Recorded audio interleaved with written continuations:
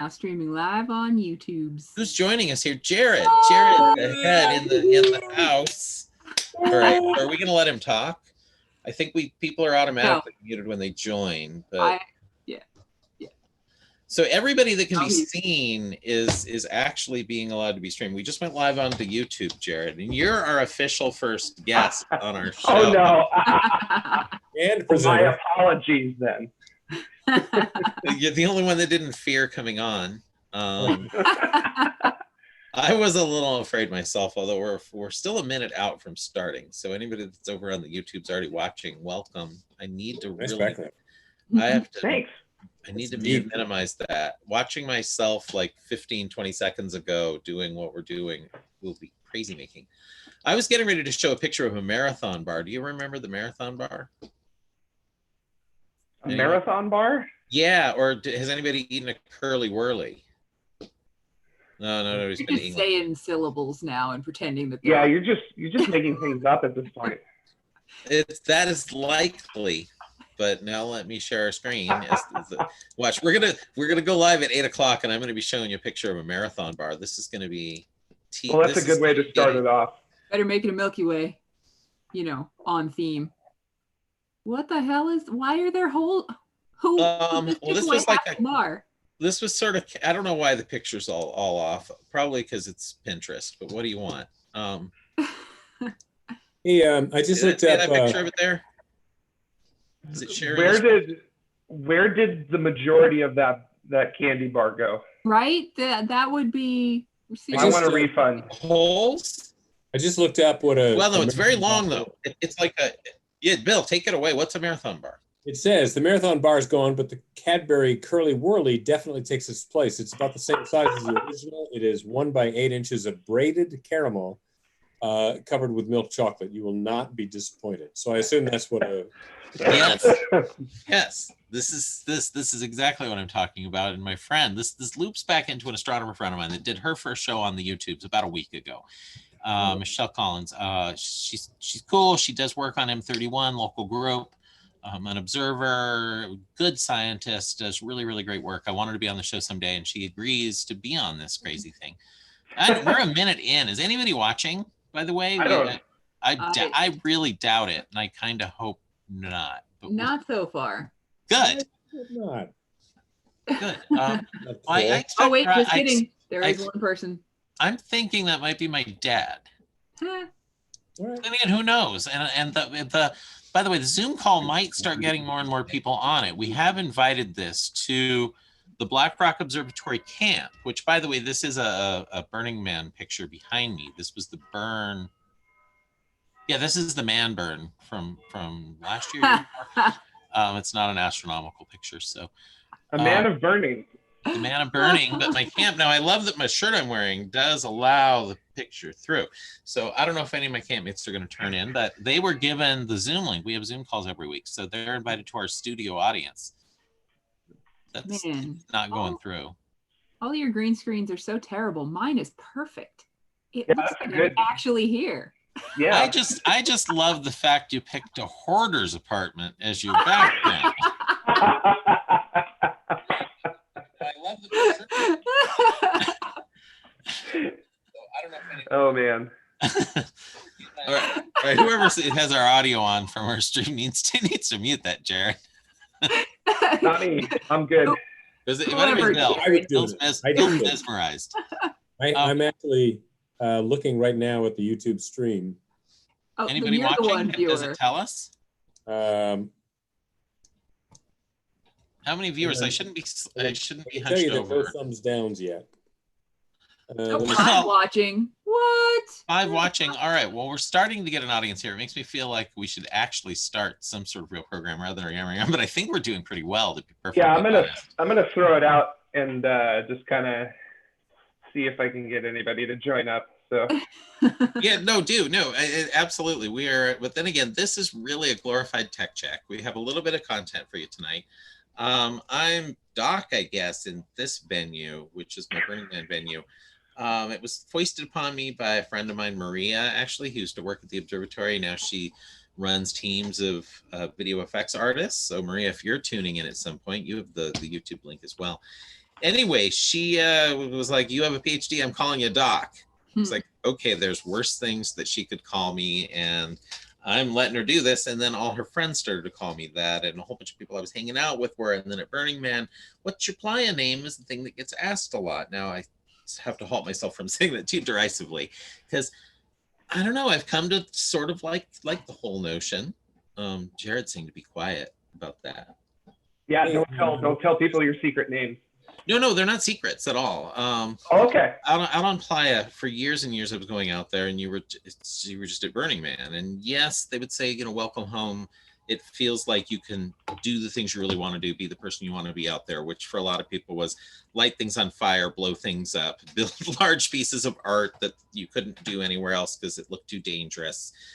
Stuff you can't do. Out of the blue, suddenly one year, people were like, "What's your playa name?" I was like, "Huh? What are you talking about, playa name? I don't know what." My initial reaction to just about anything is to revolt and be like, "I don't want to do that if you're doing that." No. And that's also sort of a Burning Man tradition. It's counterculture, but doing it inclusively. Everybody is welcome to come do the thing that you're doing because you just want to do it. So it's not exclusive, but it is counter to the notion of you need to go to sports ball because that's what's cool. And I actually like watching some sports. So sports fans out there, don't be too offended. I like sports, but a lot of people don't. They don't get it.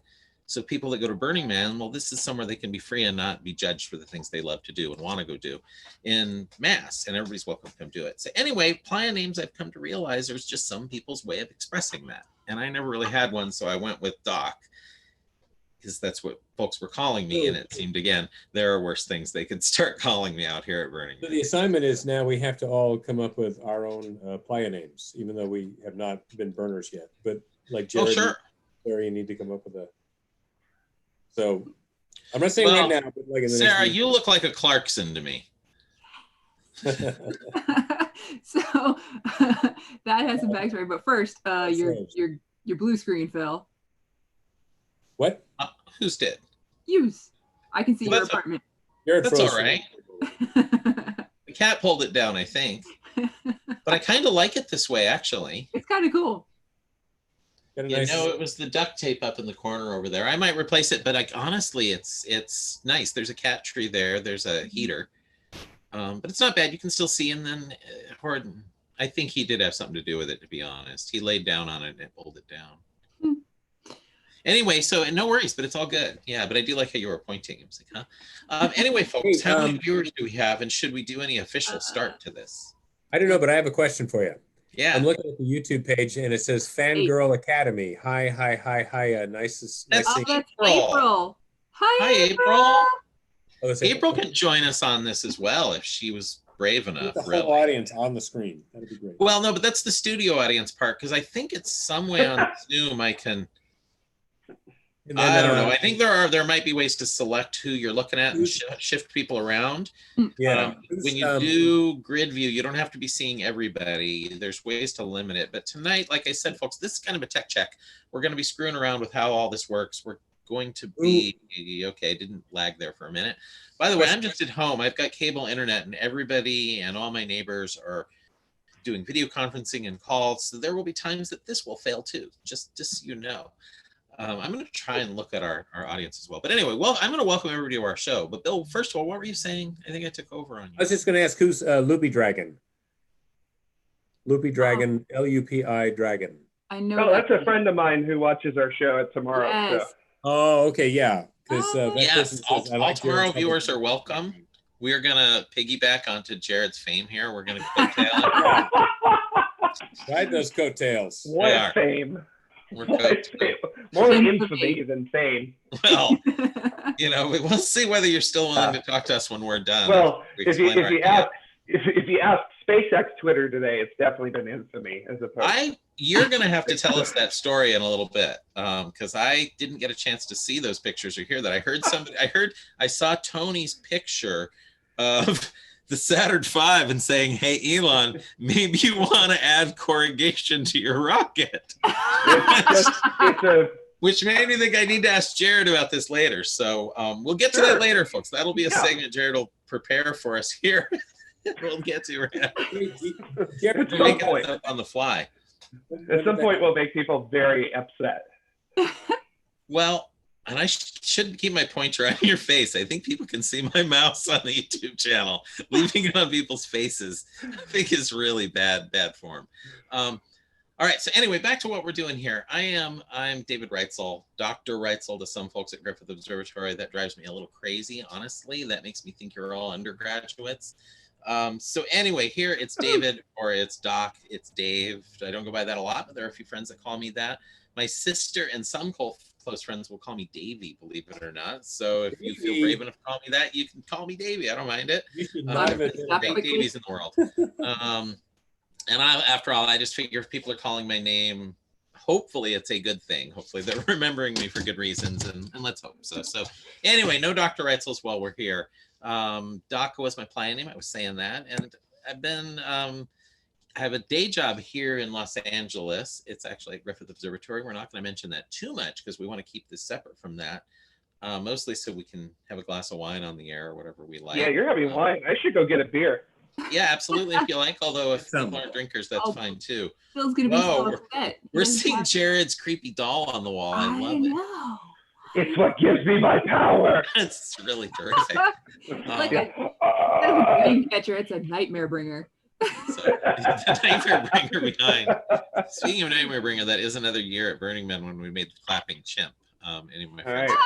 Right. So anyhow, here's all of you. I'm going to drink the universe a little bit. Cheers to you. All right, back to the point here. Anyway, day job. Am I the only one not drinking? Oops. I'm no, well, but you have to keep us in line, Sarah, so that's all right. Anyway, day job at Griffith, we get to do a lot of great things. I get to do a program mostly about once a month, every once in a while, some other lectures. And I actually get to work with these great folks that are on the screen with me right here. And I couldn't be more happy than to have the crew that I get to do stuff with. And I get the pleasure of being on the stage. And for a long time, I've been thinking, God, we could do so much more. We can do these other things. And there are times, I have to say, it can feel restrictive, the structure we have to work under, which is the cities. Now, I see some of the folks I work with here laugh, but honestly, when we think about, we're at Griffith Observatory, which is one of the world-renowned places of public observatory, of public astronomy. And they've been doing it a very long time. And there is a certain amount of, I don't know, the people turn to it and they expect a certain product. So we can't exactly be riffing and just goofing off all the time and doing whatever. There is a certain amount that has to be put together, and I get that. But it made me want to do my own show. And I thought, well, what can I do? And for the longest time, I didn't know. And along comes home confinement, where we're all stuck here. And I'd been thinking about creating one. And I thought, well, maybe we can entertain some of our friends that are stuck home, frankly, that don't have astronomy resources to turn to. Griffith Observatory is closed right now. So some of you folks that are turning in might be some of the people that know me from Griffith Observatory, and you can see and hear a little astronomy tonight. And then where's this show going to go? I don't know. Well, I put a call out to some of the folks I know at Griffith of, hey, you want to help me do this? And Sarah and Bill responded. We've been doing a little plotting. Jared is, I'm sure you will see lots of him and everything we do, just because why not? It's going to make it more fun. And there'll be some other folks that come and go. But I came up with the idea of trying to do something where we can show off some of the locations where science is done or has been done, starting around California. And we can do this right after we get released out of our coop. And maybe Mount Wilson will be one of the first places we go. We know folks that operate telescopes up there. We can go up and see the 60-inch, the 100-inch, both the solar towers. There's an interferometer, I think, that's still up there that they're tinkering with. I don't know if it's still put together, but we can find out. And there's a whole history story there as well to be told. I mean, we could come up with many short episodes where we get together like this, we talk for a bit, and then we can run some footage we put together. And by run some footage, we're going to need a better streaming setup than just Zoom if we're going to be running video over it, or we might tell you where the video is and we'll all watch it together on YouTube. If we've loaded it to YouTube, you can sit and watch our stream on YouTube, watching the video we want you to watch, which might get a little meta. But anyway, you know where I'm going with this. So sort of, how did I describe it? A Huell Hauser meets Top Gear, Yes. where go to places with the spirit of Huell Hauser. I already called Clarkson. Dim. That's why she wants to be Clarkson. But with the spirit of Huell Hauser, go with an open heart and open mind and a love for locations we're going to. but then also film ourselves going there and doing there, and however we get there, talking science to some extent, but also talking about that creepy thing on Jared's head. Every once in a while, it just It appears. just appears. It grows from behind your head, and it's fantastic. Yes, there. Just stay like that. This is so good. So anyway, that's kind of where we're shooting right now, but it could go anywhere. We don't know. There's all sorts of stuff to do. If I could somehow You can have stop. credibility through these to get us a tour of LIGO, that'd be pretty cool. I don't know if just my PhD gets us into LIGO. It might. I could drop Good. some names and see. Make Worth a some shot. calls.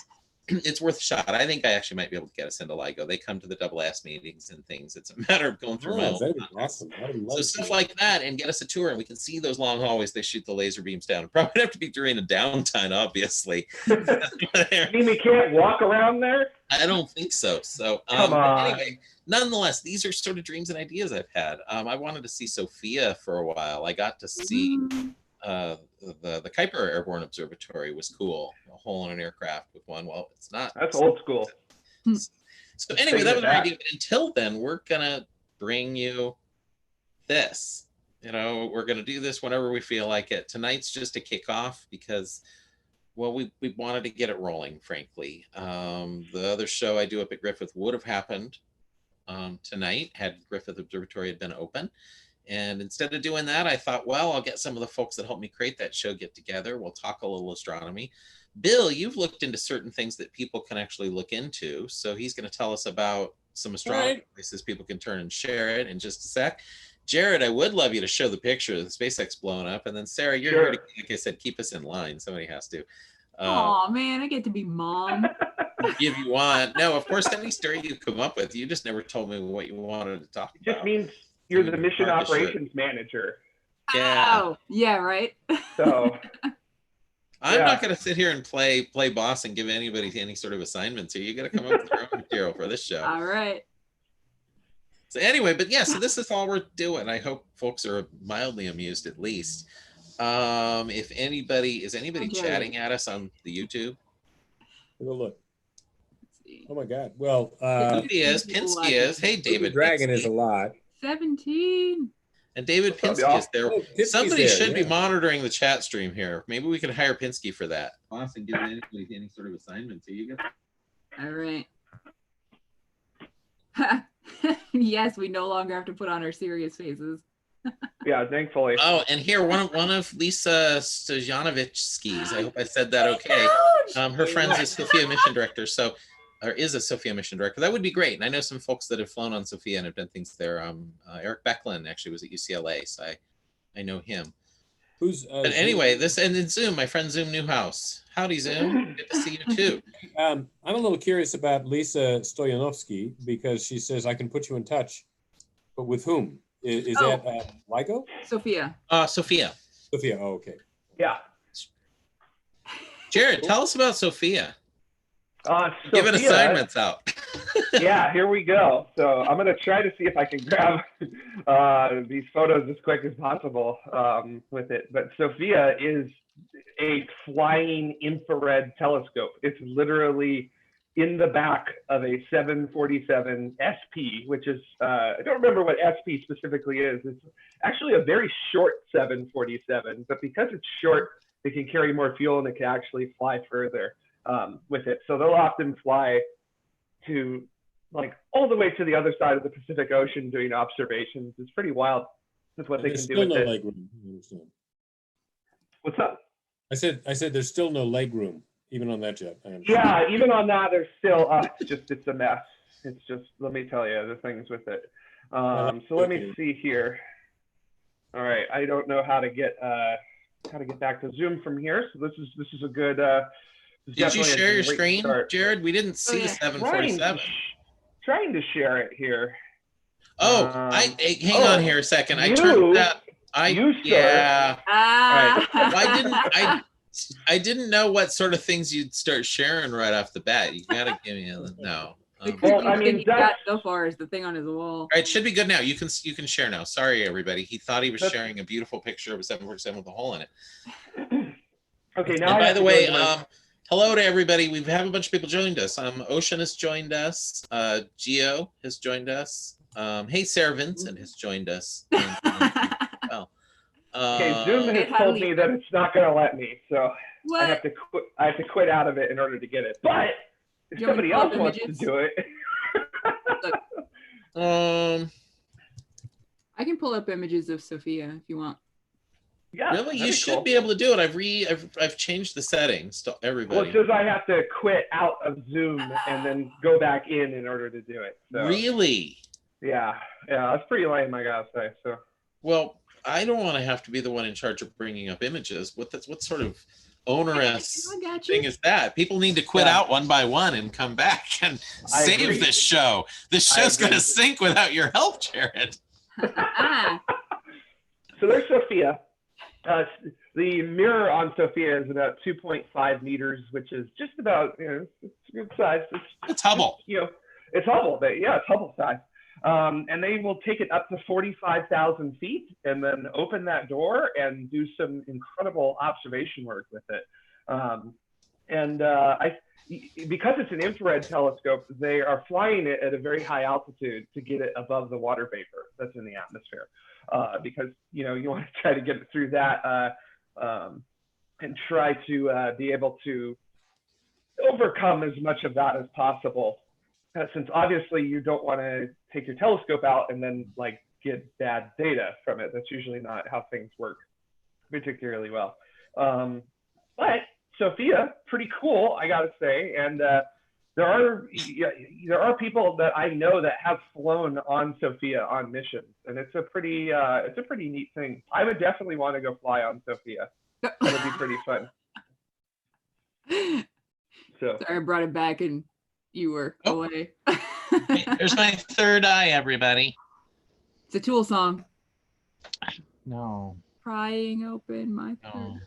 no. Prying open my Are we third. sure we want Sarah on this show? oh no, the algorithm.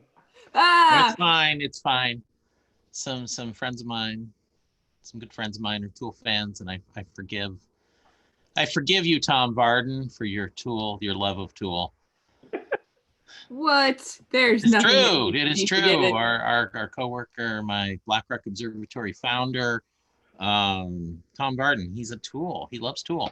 And He's a Tool. I know they came out more terribly. Tom, are you out there? I'm surprised he hasn't called in. He has the link to the Zoom. He should join us here. You'd be more than welcome. But anyway, I'm just gonna stop now before you dare me further. Tool is awesome and I'll fight you. It's fine. The end. Yeah, no, it's all right. You and Tom. I'm not going to tell Tom stories, but he's got some great stories about Tool and the new album out on Playa, and I'll just leave it at that. Because it was released while we were out there, so a lot of Tool fans out there had a conundrum of: do I drive into Reno, pay the money to get back into the event, and the long hassle of the drive and all the rest, so I can hear the album and go get it? Other folks. Anyway, anyway, he has a great story about it. I'll leave it there. Well, what you clearly need to do is go to the part of Burning Man where people are glamping and just steal their Wi-Fi and download it. I had Wi-Fi this year for us. Yeah. Oh, okay. Yeah, we have Guess it's Wi-Fi. Guess it's not as isolated as I'm led on to believe. Well, I throttled it for people. I didn't let them have much speed, and I didn't let them go to Tinder. I didn't let them. No, I had camp Wait, they meets, couldn't though, that swipe made me right? keep- Why are they at the Playa if they can't? Well, that was a question we all had. But I did have some campmates. I'm calling out you. Okay, I won't name names on a stream we're doing, but you know who you are out there.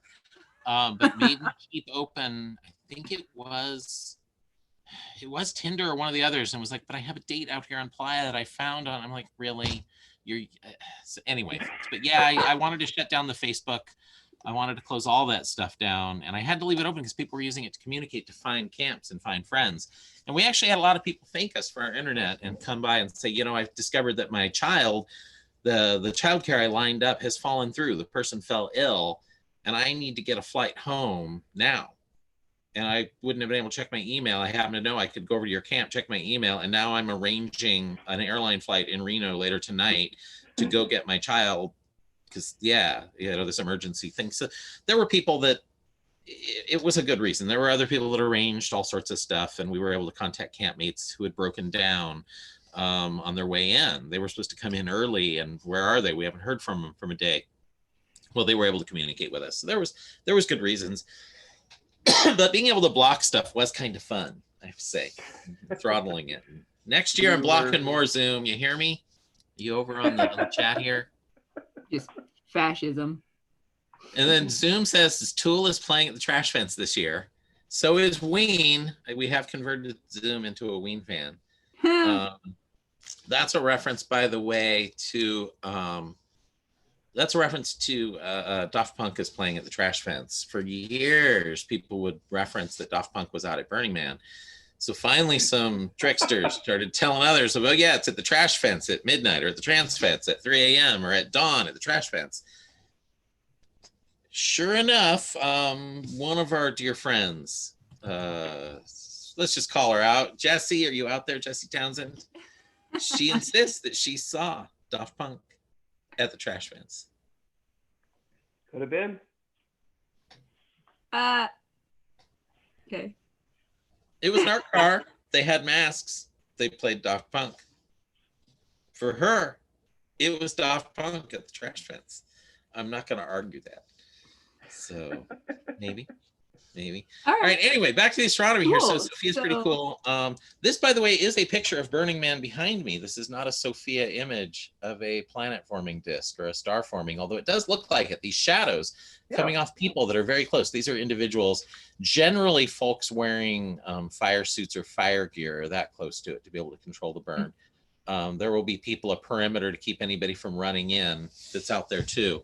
Has happened before, tragedies have struck, but anyway, it's not an infrared image of a star forming region. So Bill, what can people go look at? I know that instead of just hearing us yammer on about nonsense, if you get bored, what can you entertain yourself with that is real science? You know, All Space isn't happening tonight. I'm going to take over the screen here, sharing my screen.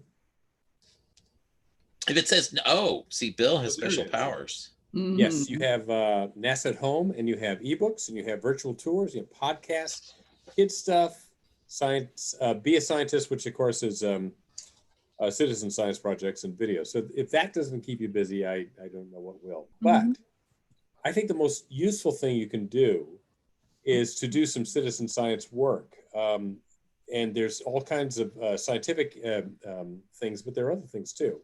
And these projects, there's just numerous projects.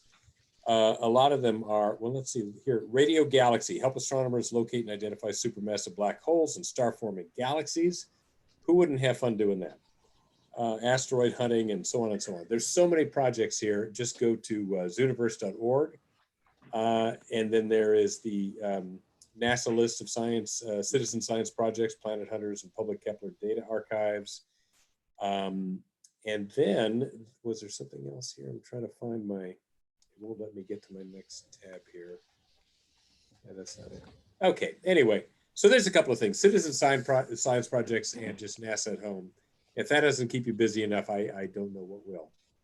Yeah, well, one thing I actually really like to do are the Bionc projects. They're the screensavers you can run on your own computer. Oh, yeah, Boink. No, is it actually Boink? I thought it was Bionc, B-I-O-N-C. I think it's Boink, B-O-I-N-C. I'll be looking up right now. I'll look it up and you can find it for us here. But anyway, I could be completely wrong, of course. Yep, there it is. Bill's right, of course. I just want it to be Bionc. Maybe because it's the circle there and I just see Bink. Oh, right. But anyway, no, people should download this and then you can add projects. This is sort of the wrapper for the whole project. And then you can go in and say, I want to add SETI at Home. And then radio data will be downloaded and processed on your computer. You get to see stuff go by. You can download, I'm sure, well, I'm not sure if it's here, but you could Google on the internet if there is any computer sharing going on to find a cure for COVID-19 or to find information about the virus that can help us lead to discoveries that will help us save it. So, Jared, do you know anything? Yeah, there's one that I actually have been running. I'm even running it in the background right now, which is called Folding at Home.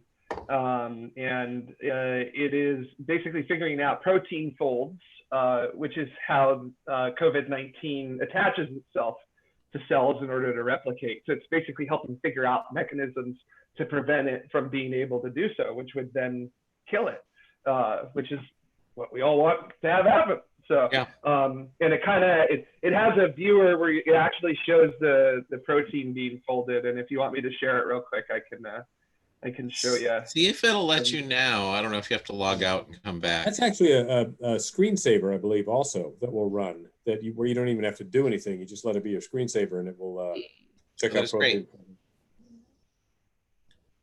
There it is. I don't know if you can see it or not. So Oh yeah, we can. This is so it's Stanford School of Medicine. mhm. Do you have a link where people can find this? Because this is one I think we all ought to be running. Yeah, definitely. It is, and I should have it handy here, but of course, doing it on the spot. So foldingathome.org is literally where you go to do it. Foldingathome.org. That's it. Linkathome.org. All right, I'm going to the webpage now. And you can literally just sign up to run it through your internet browser. That's all it takes. So that's it. You can literally just hit start folding and off you go. You're on your way. Yeah. So even if you're trapped at home and you're bored out of your mind, you can at least know your computer's doing a little bit towards, getting us all out of this so we can go back to enjoying, our museums and all the rest we love to do. I was driving and listening to a podcast once, and there was an astronomer, a male astronomer whose name I don't remember. I don't remember what what work he was doing, but he specifically told a story about how there are so many brilliant instruments now, both Earth-based and in space, that are gathering so much data that even with supercomputers, they cannot keep up with it. And that's one of the reasons these citizen science projects are so useful.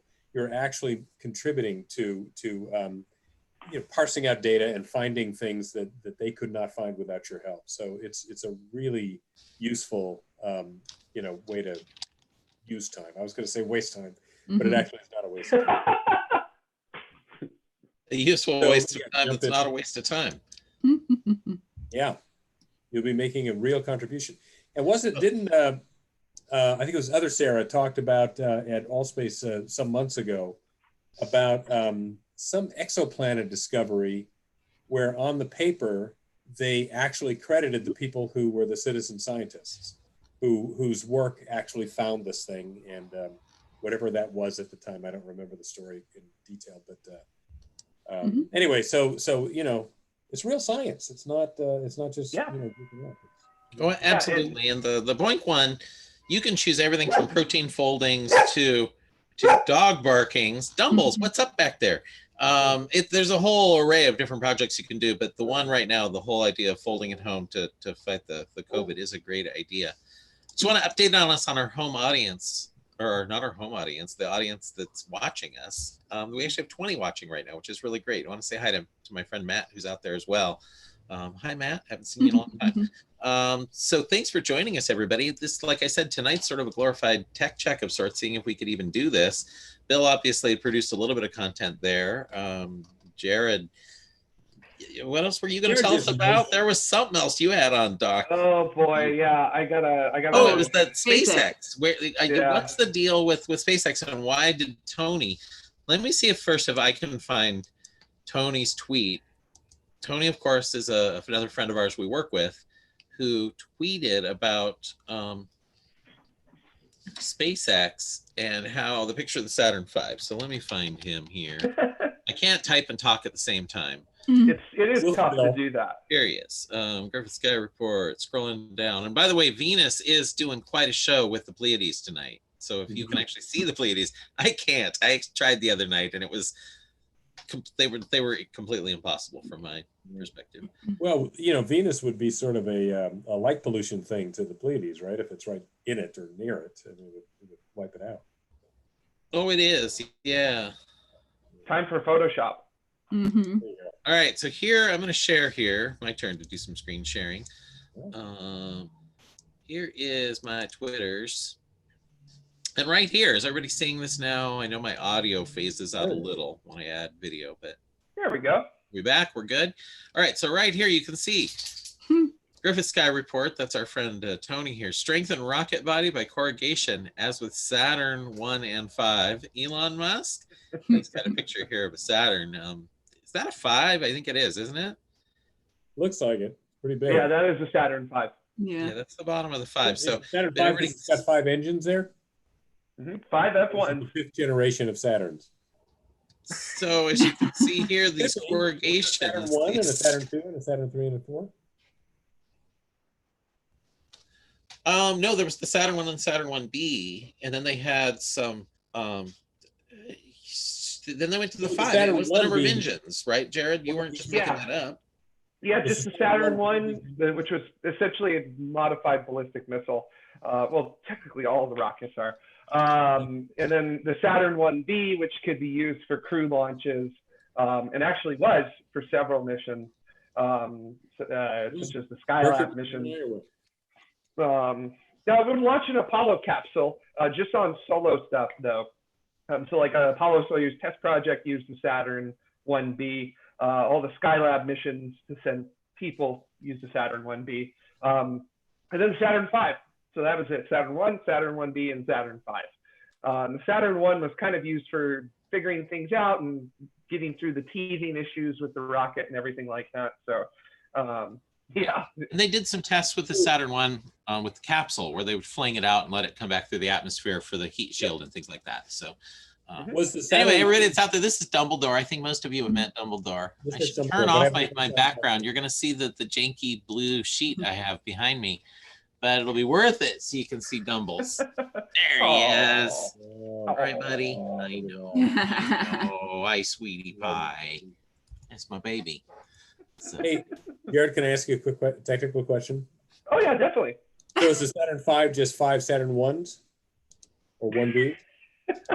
No, The actually. Falcon 9 is 9. I mean, it's got 9 engines. So But, I mean, actually, the Saturn 1, had if I 5. Go ahead. the Saturn 1, if I recall correctly, actually had 8 engines in its first stage. Wow. And So yeah, it had eight H1 engines, which is not an engine that's used anymore. All 8 of those combined, you get about 1.5 million pounds of thrust. And then the second stage of the Saturn 1 had 6 RL-10 engines. And actually, RL-10 engines are still used today for the upper stages of the Atlas V rockets. That's what we call the No. upper stage. So there's a variant of that engine that was used back literally all the way in the 50s and 60s now today, just because it was so well made. Nobody's beat it. Cool. very cool stuff. So now, why the corrugation? I was showing the corrugation in the image. Why is Tony making a joke at Elon Musk, and maybe not even a joke of, hey, maybe you need to add some corrugation to this stuff you're doing? Yeah, well, I mean, you know, if you'd like, I could show you the video of what recently happened with SpaceX. And what I mean by what recently happened, as in last night. Now, everybody keep in mind, that. video works really not well at all. So this will be stuttery and whatever, but we'll see Okay. something, I think. Also, is the whole screen visible? Because for me, all of our No, screens we're are just covering seeing, it up. we're only Okay. seeing the video. Okay. The video itself is full screen for me. Like I said, Okay. this is a tech check for us. Hi, everybody. Let's see how Anybody this want to looks help us right with here. this stuff? That's running pretty well, video wise. So that's looking It okay. is. Jared's got right? powers. Yeah. Uh-oh. Oh. Oh. Oh. Well, that's not well, good. are you sure they weren't doing a negative pressure test in there? That's not good. Yeah. So, oh, yeah, this fell over. So nobody knows what they were doing at the moment. It's actually still been less than 24 hours since that failure, or whatever you want to call it, having happened. So nobody actually knows what happened. What it looks like is that they were doing some sort of cryogenic test with the Starship serial number 2 or 3, whatever they're calling it now. Hi, Janet. Look, we have another rogue addee to our call here. Janet, by the way, we are streaming to YouTube, and people can see you, and they'll be able to hear you when we talk, because we aren't muting any of us, because there's just us. So our entire studio audience is now on the show. Woo! So welcome, everybody. This is Janet, our friend and colleague. and she's awesome. So she's more than welcome to be here with us. So anyway, so Jared was just telling us about how Elon's latest rocket collapsed, and we're not sure why it did or what it was doing, but I'm kind of excited about the work he's doing there. It does feel as though it has some hurdles to get over, and it might be a little further off than people think, but as Richard Feynman said, for nature could not be fooled. So you really can't get around the physics of things like that. Although what it looks like happened last night is that they put too much of something into the upper tank, and then it just put too much weight on the tank below it. Because a rocket is very much like a can. So if you have soda in it, there's pressure, so it becomes very, very difficult to crush it. But if you don't, like there's no soda inside of this can, it becomes very easy to squeeze it, right? So the pressure of that fuel is what maintains the rigidity or the strength of the skin of the rocket. And if you lose that, then you lose the ability to have what we call structural integrity, or basically your rocket not falling apart. So it looks like what happened is that either somebody loaded the Starship test article incorrectly, which would be a very big mess up on their part, or there was an unforeseen release of a valve or something on the tank below the upper tank. So nobody knows what it was. We just know that no Starship test vehicle has actually made it past cryogenic testing. They've all died in various ways during cryogenic testing. So we'll see what happens to the next one. Yeah, well, it's all progress. I was just looking at our YouTube as well. It's all steps, little progress, little by little. It reminds me of the old Silicon Valley in the 90s when they were just going crazy with technological innovation, and their slogan was "Move fast and break things." Yes, that's kind of, it feels like it's going on in commercial space program stuff. Yeah, and they're definitely, that is SpaceX's motto, essentially, in their engineering divisions. Although they don't use the word stuff, but you get the idea. Well, you're allowed to swear on this show. You can say shit. Oh, okay. Well, that's great. Yeah, move fast and break shit. So. Yeah, as long as you're not being, and I know nobody here would do any of these things, but no racism, no misogyny, no cruelty to animals, none of that stuff. But swearing's allowed. If I had kids, I'd teach them to swear. Sorry, Mom. I know you were watching, but I would. I think it's adorable when kids swear properly. Oh, I love it. It's amazing. Yeah. Yep. You should do it more often. Oh, absolutely. Well, I think we ought to turn to our studio audience and get some questions, see if there's anything they want to hear us explain, because we've got some folks here that know their stuff beyond just me. Obviously, I love that we're showing off some of what we know. So I'm turning to the YouTube channel now, to the chat. So, and Matt says, nice shirt. I know these shirts I had created for us when Black Rock Observatory, that's the nonprofit that I'm on the board of directors, that was our chair. Zoom is in the chat over there. We have an awesome board. We just added a couple of awesome people onto it. We take telescopes out to places where we're not so expected. And one of those was Burning Man. Like I said, our founder, Tom Varden, got together with a crew, Desert Wizards of Mars, and they created this thing. Little by little, they've kind of handed over the nuts and bolts to us to take care of. Tom still goes out there, inspires the folks, and he's the face of a lot of what we do, which is awesome. But out at Desert Days, I decided to print some shirts for us. I decided to wear one of them here, which is cool. Anyway, and Black Rock Observatory has grown and grown, and we're doing all sorts of nice things. In fact, a friend of ours, Robert Spellman, just donated a bunch of telescopes to us. He gave me a really cool Bushnell refractor that has some really nice optics in it, a Japanese optics, and a Russian Newtonian that has, it's crazy. It's built like a tank. And then he gave me a pretty cool 6-inch Wanshen, I think is how you say it. And I need to get a mount for it. Blake, you're out there. You told us you were donating a mount. I'm calling you out on that. And then Robert gave me a bunch of imaging equipment too. And one of the things I want to do on this show is actually bring people direct images from the sky. I was almost hoping I could do it tonight, but that was insane. But maybe next week, I don't know. I might make it my goal to get the software running on this very computer. And I have a Meade, a 10-inch Meade that has a tracking mount that's good enough to take short exposures.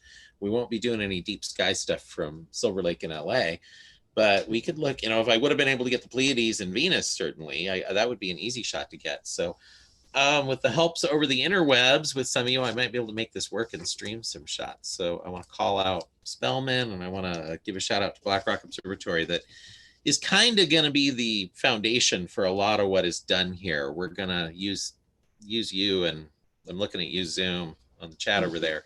And I don't know, just having BlackRock Observatory as a nonprofit, it does give us certain abilities to be able to go places and do things, charge things off, get things tax-free, do videos and do support from there. And then if we start to monetize this and get rich, we'll be like, this isn't nonprofit. Are you kidding me? Anyway, I'm joking about that. So anyway, turning it to questions here. Anybody come up with any? They filled, Loopy Dragon is saying they filled the top tank, but not the bottom tank. So that's, of course, that is a lot of what you said, Jared. That'll do it. Must said there was a valve something. Yeah, I joked with somebody earlier today that it had a rapid unintended drainage. So. Okay, and who's our friend in the corner that joined us here? She's my friend. Awesome. That's great. She's a coworker from Caltech, and I sent her the link, and she's here to help us test drive our crazy. Awesome. Yeah, so right now, not fair for viewing, so she can stay a black square. I can hide that from our view, I think, in certain things. Yeah, she said she's not feeling super great, so she's gonna keep it blacked out. But hi, Korean. Thanks for showing up. It's totally fine, of course. And I'm not sure where that setting is to not show participants that don't have video. There's an option for that, but we're only 15 minutes away from shutting down the YouTube stream, and then we'll publish the link to this Zoom meeting. So any of you on the YouTube stream that want to join us on the Zoom chat, just as a regular old chat, that's what we're going to evolve to at 9 p.m. From 9 until 11, this room will be open just for folks to visit. That's kind of my plan. So, we're going to keep it, keep it going until people get bored and leave, because what else do we have to do, really? Right? There's not a whole lot going on. We've got a question. All right, we do have a question here from Chevron 7 Locked, and I'm not sure who that is, but again. That is the Stargate SG-1 fan. Awesome. My sister's boyfriend Dennis is a Stargate fan. What data is the Voyager probe still transmitting? Well, first of all, Voyager 1 or 2. Okay. No, so anybody know that? I thought it had is the magnetometer still running on it? I actually pulled up which instruments are still operating on both of them, if we want to go down the list. Mm-hmm. So let's hear it. Okay. So on both of them, the cosmic ray subsystem, the low energy charged particle detector, the magnetometer, the plasma science package, and the plasma wave subsystem are working. But on Voyager 1, the plasma science package is not working. So. All right, so that's all fine and good, but what do those do? Those of us that know those words, that was all fun. But so I'll take magnetometer. First of all, that's the magnetic field out where it is. So it's literally measuring how a magnet would respond in that orientation, how it would line up. So they're able to measure changes in the magnetic field generated by our own solar system, which is pretty cool. Wonder what's going on there that far out. What would you think about Doc, in terms of solar magnetic field that far out? How big an impact would that have? We've gotten into the part where it's turbulent, so it's a big mess. And in fact, I think Voyager 1 is now seeing interstellar magnetic field. Is it gotten to that point? I think it has. And I think Voyager 2 is passing through that region now, getting ready to go into there. So we're seeing the change between the alignment of the magnetic field of the sun and the alignment of the galactic magnetic field.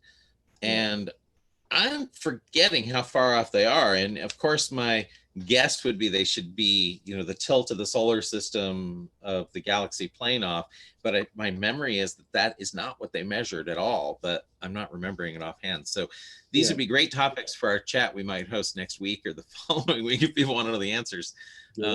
Anybody over on YouTube know the answer of what the magnetic field measurements have been doing, other than I know it got turbulent and weird. It was changing direction and it was getting like, oh, we're going to see something happen. Then I think they didn't see the final flip flop they thought they were going to see that told them they'd finally exited that magnetic region of the sun. We only saw it in the particles and the particle streaming. It was my memory. Wouldn't it also be getting into showing us, you know, specifically what the interstellar medium is actually like? That's the plan, and that's the hope is we'll get a better and better picture. I think you're right. I think they were expecting a shift when it entered interstellar space, but what they're getting is it's still aligned with the solar field, which either means that something it hasn't the magnetic field is larger than they thought, or our sun just happens to accidentally be perfectly aligned with the rest of the galaxy or the overarching galactic field. Yeah, and the magnetic field shouldn't be strong enough to drive the flows that would lead to the sun's disk. I wouldn't believe. First of all, you'd need plasmas really to flow along the magnetic field lines. Neutral particles won't, and I think most of the big giant molecular clouds are neutral particles. They're dust and neutral gas, so I don't think we're seeing that. Yeah. So anyway, but it's a great question in terms of that. But what else has it seen? These particle detectors, the plasma detectors, and things like that. What do the other instruments do? Anybody know? Good question. Well, there's a cosmic ray subsystem, so I'm assuming that detects cosmic rays. Which I would also, if I recall, what's a cosmic ray for the folks out there that don't know? We've got 21 watching us. Cosmic ray is a high energy particle that just like zips through, and you can detect them, and you just typically don't want them zipping through your body. No, some of the really energetic ones can even be helium nuclei, which are the heavy ones, and those can be dangerous. Other ones are just electrons. Some of them, most of these impact the top of our atmosphere and will create a shower of neutrinos that'll come down. You can also have high energy gamma rays that will essentially be a cosmic ray. You know, that's a photon. So, but yeah, any of these fast particles created a lot of them in high energy explosions, things like supernova explosions, but others you can trace back to things like the black holes in the center of galaxies. The beams that shoot out of those things are making them. So anyway, it's a whole other subject where they come from, but yes, particle. I just like they call it a subsystem. It feels very Star Trek to me. I love there was a scientist in the Voyager special that did on PBS or something a while back, who pointed out that Voyager 1, I guess both Voyagers really, are exploring space basically 11 miles deeper every second. Every second they go 11 miles farther than we've ever gone before. That's poetic to me. I love that. Yeah. So Lisa says she has a Stargate tattoo, by the way, just filling everybody in. Fangirl Academy is saying, what sci-fi shows are you all binging at the moment? So we'll finish up with that question. We'll get there. Then we do have what is the Oort cloud, and are the Voyagers anywhere close to it? I can take that one. Unless Janet, did you want to take what's the Oort cloud? You've joined us here. She's saying no. She's declining that. So anyway, the Oort cloud is actually the very, very outer reaches of our solar system. You can think of where Pluto is in that region. It's sort of it's the Kuiper belt, and Pluto's the largest of the Kuiper belt objects.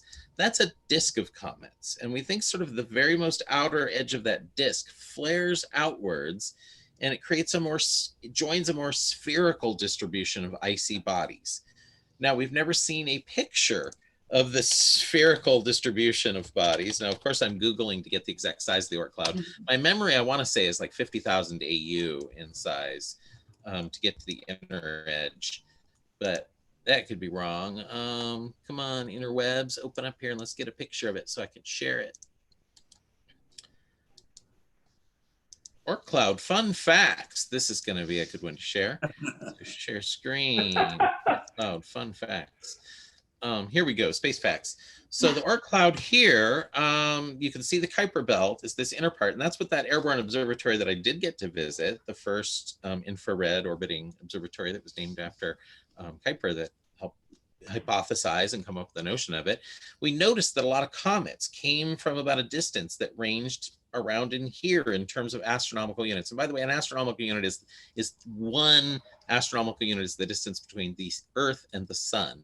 So when we get out to 1,000, that's 1,000 Earth-Sun distances. And you can see a lot of comets come from there, but they were still aligned with the plane of our solar system.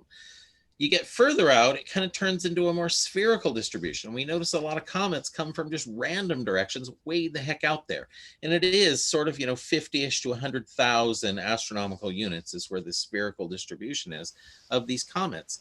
Not a lot come from there. They take a very, very, very long time to fall in from that distance. It's 50,000 times further out than the Earth orbits. So these things have exceedingly long periods, if you even want to call it a period. All right, where's my share screen here? Stop this here. Stop in the sharing. There we go. Such long periods, they really don't even have a period. They aren't considered to be long period comets at all. They fly in and go flying out, and they may as well be on a hyperbolic orbit. They're coming from such a long distance. Sometimes you wonder, are they even bound? Some folks were even wondering if that weird thing that flew in through the solar system, Maya, was first an Oort cloud object that got knocked. Calculations showed no, any impact to accelerate it to the speeds we were seeing would have to be way bigger than would be expected out there. So that's why we thought it was interstellar. But the Oort clouders, the comets that come from out there, they're actually super, super dangerous.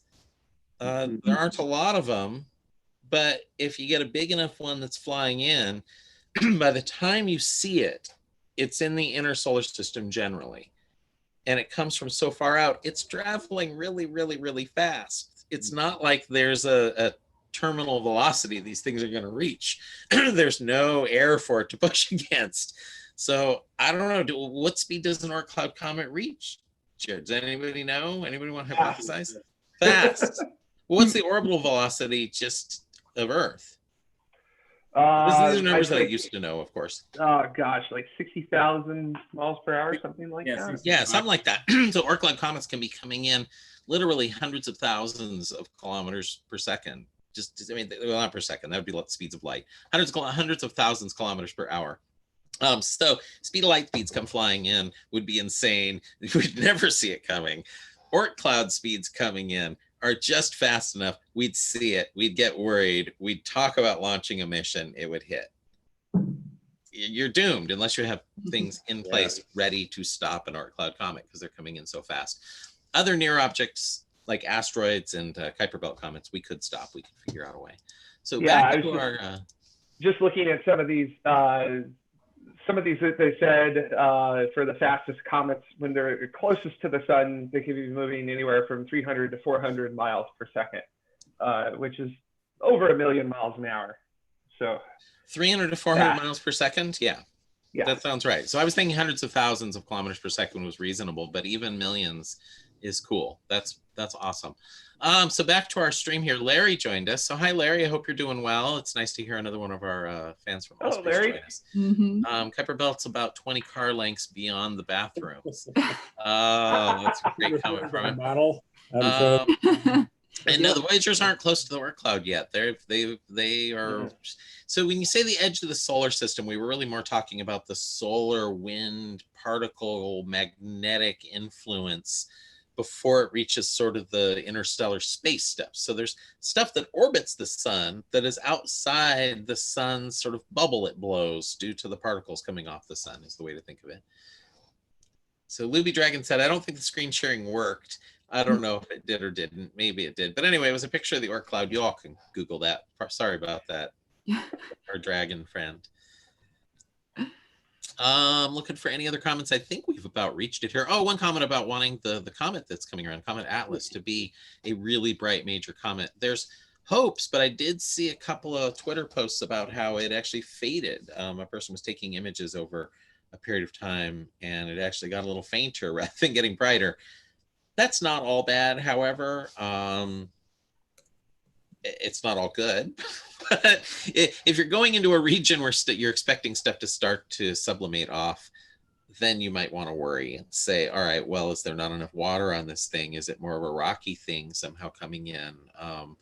Why that would be, I don't know. If it had an exceptionally close pass to the sun and then got knocked out of that orbit, so maybe it used to pass closer to the sun than this current orbit takes it, and somehow it got close to Jupiter. Jupiter moved its orbit.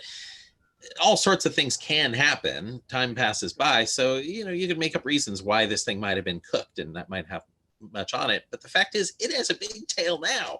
You can see this thing. It has a coma, and it is brightening. So there's hope. There are folks that we work with at the observatory that are hoping that we can even be leading folks on sort of a tour of the night sky remotely, by posting some videos and talk, and we'll see what we're able to do.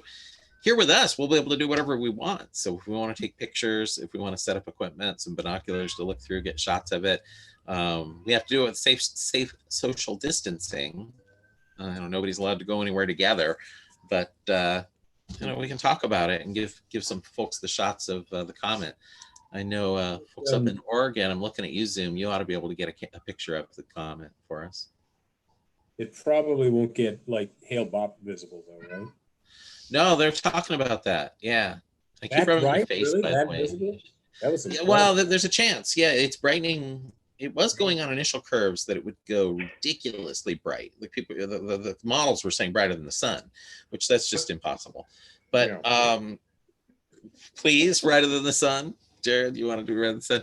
But anyway, so those models have been modified, and they're actually saying magnitude -2. But the problem is when it's -2, it's near the sun. So you're not going to see it then, but right after it, actually the orientation of the comet, the sun and the earth is such that we're going to get what's called forward scattering. Back scattering, you don't get much off it. It's sort of like near sunset, you see a lot of the dust in the air. You'll see the rays of the dust. If you look behind you and the light has to pass you, bounce off the dust and then come back to you, it's like a 180-degree bounce.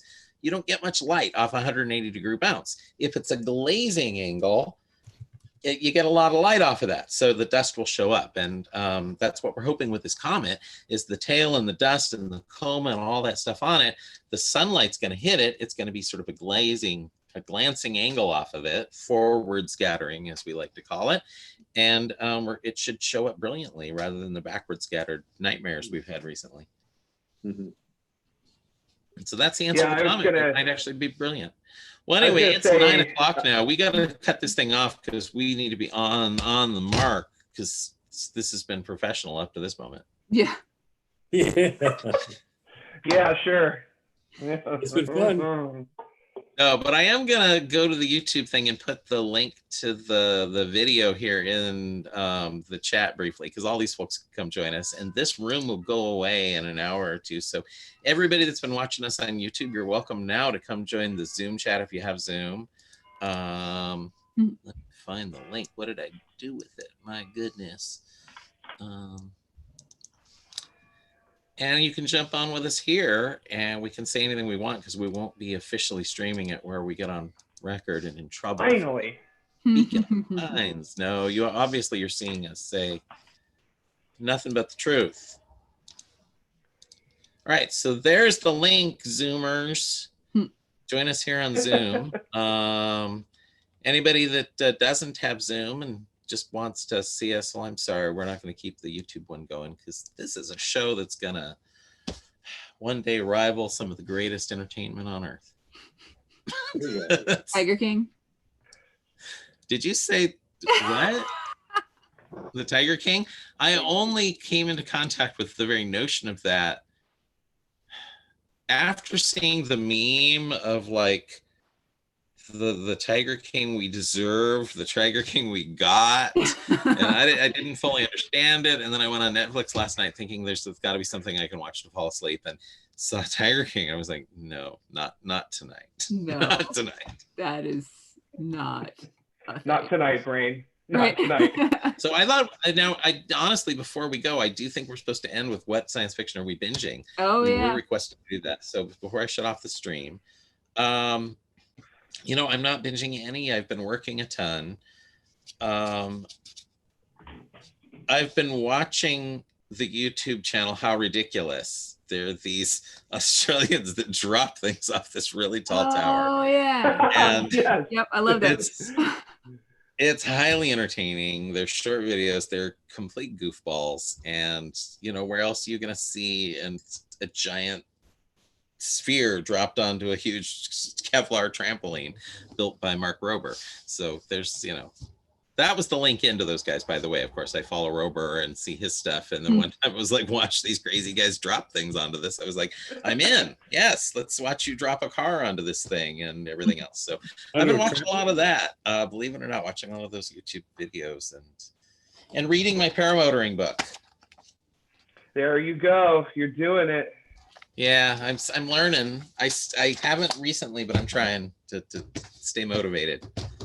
So I am going to do it. It seems like fun.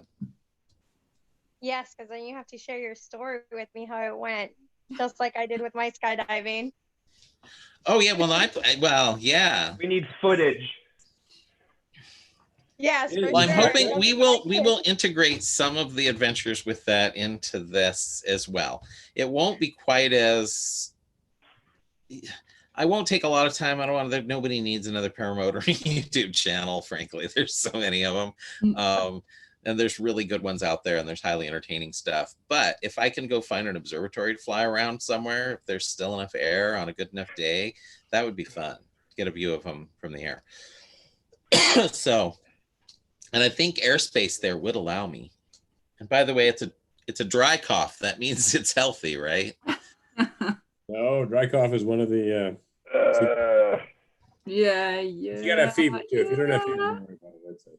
No, Nice no, it's my area. seasonal allergies. There's the whole joke going around about like seasonal allergies, or is it this, or is that everybody's all paranoid about it. But no, I have seasonal allergies, and it's just There's a Finnish, feel it. Finnish comedian who says, "I used to cough to cover my farts. Now I fart to cover my coughs."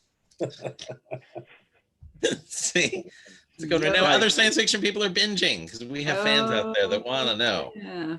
I'm gonna desire to binge the TOS. for Star April. Trek. The new one? No, TOS. No, TOS, the old TOS? one. Because I have this fantasy that I feel like I've seen all the original series episodes, but I have this fantasy that there's one in there somewhere that somehow over the years I missed, where Spock does something crazy different, you know, besides just smiling, you know, or something. You mean like when the flower spits in his face and then he suddenly has like emotions? Yeah, And yeah. shit. right. Oh man, I wish I could. No. Oh, we lost Jared. Oh, Jared's internet was like, nope. Come back to us, Jared. What a freeze frame. Thanks, internet.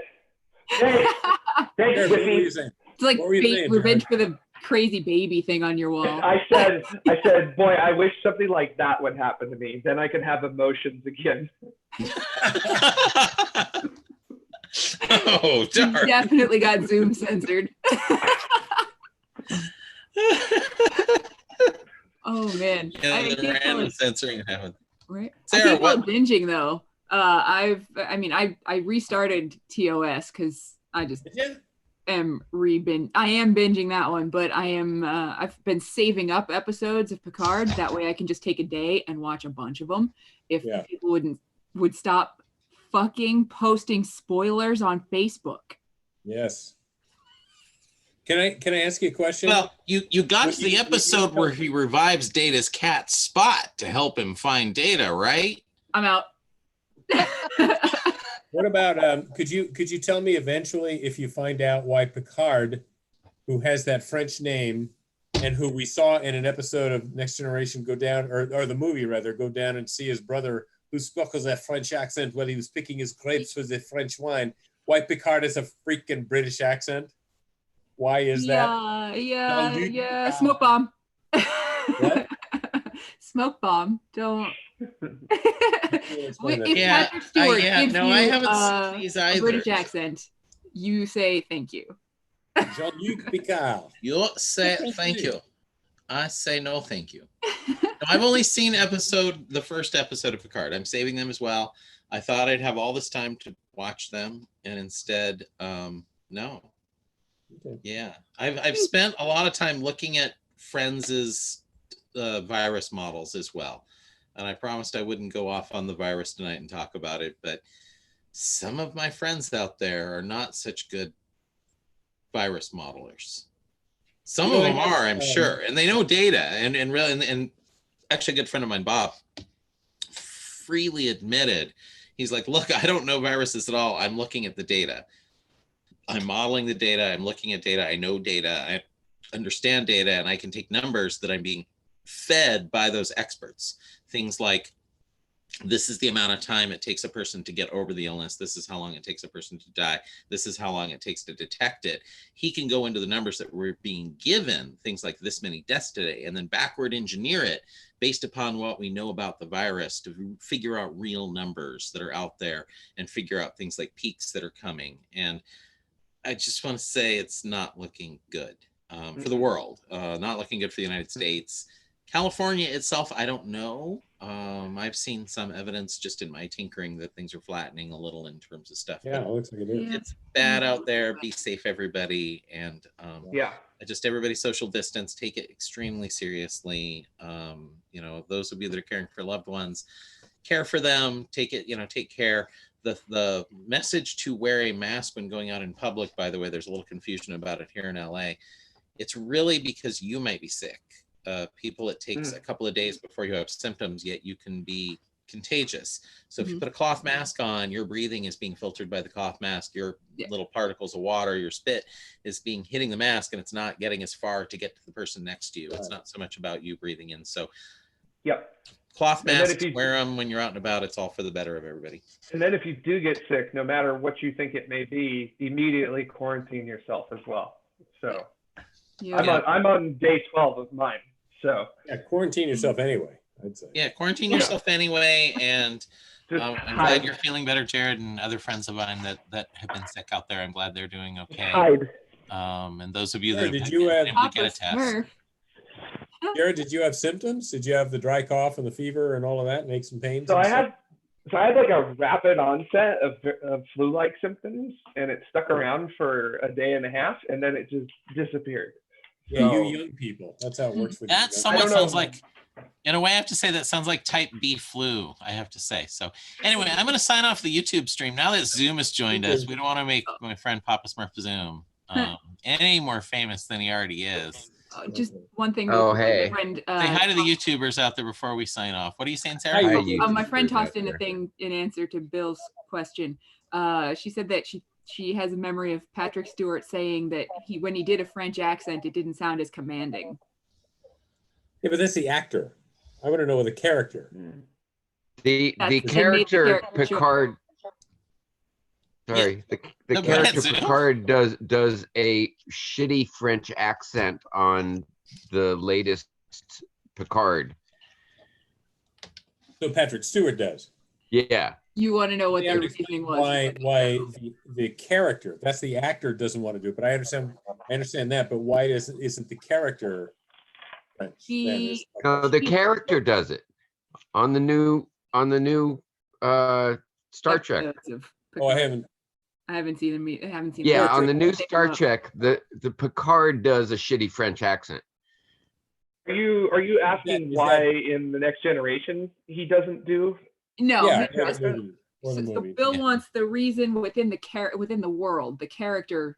Why does he have such a British accent when his brother has a I French have accent? just decided right now that you can program how the universal translator translates your words, and he decided that a British accent was more commanding than a French accent. All right, that'll run with here. But I do want to say to our friend April, who's out there, April, you need to download Zoom and join us on Zoom if you want to keep hearing about this. And I love her saying, all y'all acting like you not got something on in the background all day. LOL. Heart alien. I think she's moved to Atlanta, first of all, by the way. She's writing. All y'all. She's like, She's all y'all. in misery, y'all. Y'all's a good way to yeah, no, that's to true. It's address grandson, the if I room. remember right. But anyway, April, you should hop on. It would be great to see you. And no, I actually don't have any videos on while I'm working. I'm on a lot of Zoom calls with the boss and with the team and planning, and I'm running classes for the guides and all that fun stuff. So it's actually been somewhat rewarding to be able to do a lot of the work. And then when I'm not running all that stuff, I do have music on. I'll have music, I'll admit, but generally not stuff I have to pay attention to. I can't do it. Anyway, I'm going to sign off of the YouTube. Anybody that wants, I did leave the Zoom link there. Download Zoom. It will run through a browser too in limited edition. So if you want to just log on and hear us, you can do that. If you want to do video, you can do that. But join us. It'll be fun. And, we'll do this again on YouTube. We'll stream again. We'll have a little more programming before we're released from our homes. And like I said, then our idea is to get a team of adventurers to go join me exploring this great state of ours, this great region, this great world, and go worldwide astronomy on everything. So, yay. Thank you everybody for joining. Bill, I'd like to particularly thank you. Sarah, thank you. Jared, thank you for joining us last minute. Rock solid. Janet, holding down the corner there, just smiling and laughing. Yeah. And everybody in our home audience, thanks so much. And we'll see you. Hi, Pinsky. Hey, We'll see you next Dr. Eisel, time. thank you so much for allowing us to join you on this. Hey, it's no Dr. Eisel on this. I'm going to mute you I for know. that. Bill. Definitely, Doc. Anyway, it's my pleasure. Dr. It's totally my pleasure, and it's going to be a lot of fun. So we'll see everybody next time we do the stream.